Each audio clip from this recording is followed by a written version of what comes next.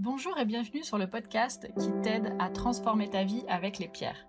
Je m'appelle Angélique, je suis la cofondatrice d'universminéral.fr et notre mission est de vous aider à travers les pierres à vous reconnecter à vous-même pour incarner votre plein potentiel. Nous allons vous guider dans l'expérience de la lithothérapie pour reprendre le plein pouvoir sur votre vie et vous libérer afin de vivre une vie en conscience et en bien-être. Si ce podcast vous plaît, n'hésitez pas à nous soutenir en nous notant 5 étoiles sur votre plateforme d'écoute ou simplement en ajoutant un commentaire bienveillant. On vous remercie, on vous embrasse et on vous souhaite une bonne écoute.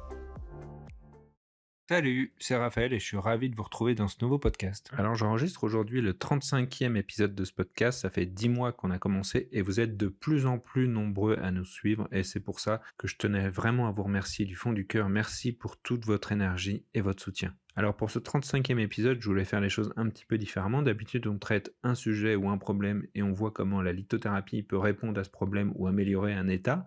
Cette fois-ci, je vais plutôt m'attarder sur une pierre en particulier et puis détailler cette pierre, qu'elle permet de résoudre et l'histoire de cette pierre, quelles sont les associations possibles et comment l'utiliser. Et la première pierre dont j'avais envie de parler, vraiment qui est une pierre indispensable en lithothérapie, c'est la malachite. La malachite, c'est un carbonate de cuivre et c'est une pierre qui est connue et exploitée et appréciée depuis l'Antiquité. Alors il y a deux raisons à cela. La première, c'est qu'en fait il y avait des gisements qui existaient déjà dans des endroits où il y avait des civilisations qui étaient déjà développées, c'est-à-dire par exemple au Maroc ou en Russie. Et puis ça fait partie de ces pierres qui se dégradent en pigments, c'est-à-dire que comme la lazurite par exemple ou le cinabre, la malachite se dégrade en pigments. Et à l'époque, on faisait du maquillage par exemple avec ces pigments minéraux naturels. Donc avec cette malachite qui était trouvée dans des gisements autour de la Méditerranée, on faisait du commerce et puis elle était utilisée en bijouterie, en tant que pierre ornementale et puis bien sûr en pigment naturel pour des peintures ou pour la teinture. Alors bien sûr à l'époque il n'y avait pas la médecine occidentale moderne telle qu'on la connaît aujourd'hui et les gens croyaient beaucoup à l'énergie des pierres et c'est pour ça qu'on offrait la malachite au pharaon. C'était un présent de grande valeur et ça lui permettait de le protéger des maladies et des énergies négatives. Au Moyen-Âge, pendant la période qui s'est déroulée entre 500 et 1500 après Jésus-Christ, c'est-à-dire pendant presque 1000 ans, c'est une période qu'on qualifie en général de plutôt régressive parce que les petits seigneurs ne pensaient qu'à se faire la guerre entre eux. C'était aussi une période où il y avait beaucoup de savoirs qui étaient liés à la nature, notamment des botanistes, des herboristes, des guérisseurs et des guérisseuses qui connaissaient très bien tout ce qui se trouvait dans la nature, mais vu que ça ne plaisait pas du tout au clergé et qu'ils ne comprenaient pas du tout ce que ces gens faisaient, bien souvent ces gens ne croyaient pas en Dieu, et ben ils étaient qualifiés d'hérétiques ou de sorcières et ils étaient évidemment pourchassés. Et tous ces savoirs, qui étaient qualifiés à l'époque de magie, étaient pour beaucoup ce qu'on appellerait aujourd'hui de la médecine traditionnelle, comme de la naturopathie et de la lithothérapie. D'ailleurs, petit aparté, vous remarquerez qu'en France, ce type de médecine n'est pas du tout reconnu encore aujourd'hui. Vous ne trouverez aucune formation universitaire en naturopathie ou en lithothérapie. C'est toujours des organismes privés qui donnent ce type de formation. Les raisons sont d'ailleurs très simples, mais c'est pas du tout le sujet de ce podcast. Et au Moyen-Âge, on faisait ce qu'on appelle des élixirs de pierre, des élixirs avec des pierres, notamment avec de la malachite. Et on réalisait cet élixir en mettant une pierre dans de l'eau de source et on buvait cet élixir à un intervalle régulier. Ça ne marche évidemment qu'avec des pierres qui sont chimiquement actives, comme la malachite, qui est un carbonate de cuivre. Puis ensuite, à partir de la Renaissance, à l'époque où les arts se sont développés, et puis les rois se faisaient construire des châteaux fastueux incroyables, comme le château de Versailles par exemple, eh bien la malachite a servi de pierre ornementale et puis on a découvert de nouveaux gisements, notamment en Russie.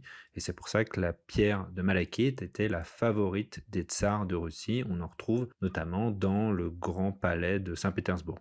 Alors d'un point de vue géologique, la malachite c'est un carbonate de cuivre. C'est un minéral qui est d'origine philonienne et qui est ce qu'on appelle un produit de dégradation de sulfure de cuivre, c'est-à-dire que lorsque ces sulfures de cuivre, comme le chalcopyrite, se dégradent, ils s'altèrent et elles se recombinent chimiquement avec d'autres éléments qui sont présents en solution, comme le calcium, pour donner des carbonates notamment, comme l'azurite et la malachite. C'est d'ailleurs d'abord de l'azurite qui est formé, qui est un carbonate de cuivre hydraté et qui est instable à l'air libre et qui ensuite se dégrade en malachite. Et c'est pour ça que vous trouvez très fréquemment de la malachite avec des petits cristaux d'azurite. L'azurite, c'est ce minerai bleu foncé, parce que l'azurite se transforme chimiquement, atome par atome, en malachite, qui est sa forme stable. Alors, les gisements remarquables de malachite se trouvent d'abord au Congo, au Maroc, en Russie, au Brésil, en Australie. Un petit peu aux États-Unis et bien sûr un petit peu en France. La malachite était exploitée il y a longtemps, à l'époque du Moyen-Âge, dans le Var, dans l'Hérault et à Chez-Sélimine, dans la région du Beaujolais. Alors je trouve que ça a une importance de vous renseigner sur la provenance des pierres que vous procurez, parce que ça vous donne un indice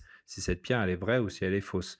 Si par exemple on vous dit que la malachite elle vient de Chine, bah, vous pouvez quasiment être sûr que cette pierre elle est fausse, même s'il y a des minerais et des minéraux qui proviennent de Chine, il n'y a pas de malachite. Le deuxième indice, c'est que la malachite, c'est une pierre qui est relativement chère.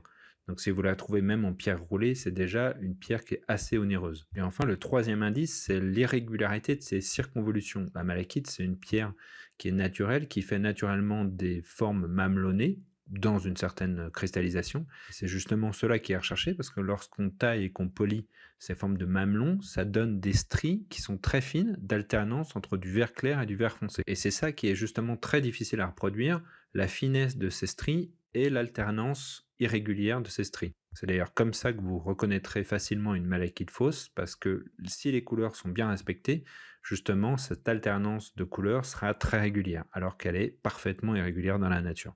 En lithothérapie, la malachite, c'est une pierre qui est vraiment essentielle tellement ses vertus sont intéressantes. C'est une pierre à la fois de protection, de guérison et de transformation. C'est une pierre qui protège des énergies négatives, des ondes électromagnétiques, mais aussi des radiations. Comme c'est une pierre qui va absorber beaucoup d'énergie rapidement, il va être essentiel de la purifier et de la recharger assez fréquemment. Pour la purifier, le mieux c'est encore de la fumigation. Donc vous brûlez un bâtonnet de Palo Santo ou de sauge blanche et pour la recharger, pour que ça aille plus vite, vous la placez sur un plateau fleur de vie ou une géode de quartz.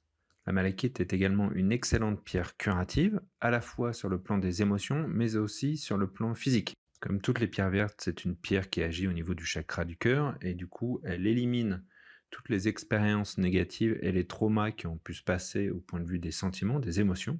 C'est une pierre qui va remettre en évidence ces traumas s'ils étaient enfouis ou bloqués pour ensuite les faire remonter à la surface, les libérer et s'en débarrasser. C'est souvent comme ça que les pierres fonctionnent. Elles font ressurgir des sentiments et des traumas qui sont enfouis et ensuite pour aller de l'avant et faire en sorte de s'en débarrasser de manière définitive. D'un point de vue énergétique, la malachite, c'est une pierre qui va agir sur l'énergie bois, c'est-à-dire qu'elle va réduire le sentiment d'impatience, d'irritabilité et la colère. La malachite va agir sur le foie pour aider à éliminer les toxines et elle va de fait réduire la tension émotionnelle parce qu'en général, quand il y a une émotion qui est comme ça prédominante, il y a toujours une connexion énergétique très forte entre cette émotion et un organe et le dérèglement d'un organe en particulier. Enfin, la malachite, c'est une pierre qui incite à aller de l'avant. C'est une pierre de transformation sur le plan psychologique. C'est une pierre qu'on qualifie d'intrépide parce qu'elle encourage à prendre des risques et à changer en profondeur. C'est une pierre qui va vous aider à laisser derrière vous les modèles de pensée obsolètes qui vous empêchent d'avancer et qui va vous inciter à aller de l'avant, qui va vous enseigner comment assumer la responsabilité de vos actions, mais aussi de vos pensées et de vos sentiments. Alors, comment utiliser cette malachite en pierre brute, en pierre roulée ou en bijoux? En pierre brute, la malachite, c'est une pierre qui cristallise sous forme fibreuse ou en forme de mamelon. Et dans les deux cas, il vaut mieux éviter de la manipuler. Donc c'est une pierre qu'il faut placer quelque part dans un espace. Sous sa forme brute, fibreuse, c'est une pierre qui est très jolie, qui est très énergisante. En revanche, du coup, sous cette forme, c'est une pierre qu'il vaut mieux éviter de manipuler ou alors il faut se laver les mains juste après l'avoir touchée. Donc c'est une pierre qu'on utilise plus fréquemment et plus facilement sous sa forme roulée. Comme ça, vous pouvez soit l'appliquer directement sur la zone du foie pour guérir l'émotion et le déséquilibre émotionnel, soit pour justement travailler avec en tant que pierre de transformation. Donc vous pouvez soit indifféremment l'avoir en pierre roulée ou en bijou. Si vous la portez en bracelet, préférez la porter au poignet gauche. Alors enfin, avec quelle pierre vous pouvez travailler cette malachite? Déjà, naturellement, vous pouvez la travailler avec les pierres qui sont associées avec cette malachite dans la nature, comme l'azurite et le chrysocole. Vous pouvez travailler également avec d'autres pierres de l'énergie bois, donc comme le chrysoprase, la garnierite ou la fluorine verte, avec les autres pierres qui sont associées au chakra du cœur comme l'aventurine, le jade ou le quartz rose, et enfin évidemment avec le cristal de roche. Je vous remercie de m'avoir écouté.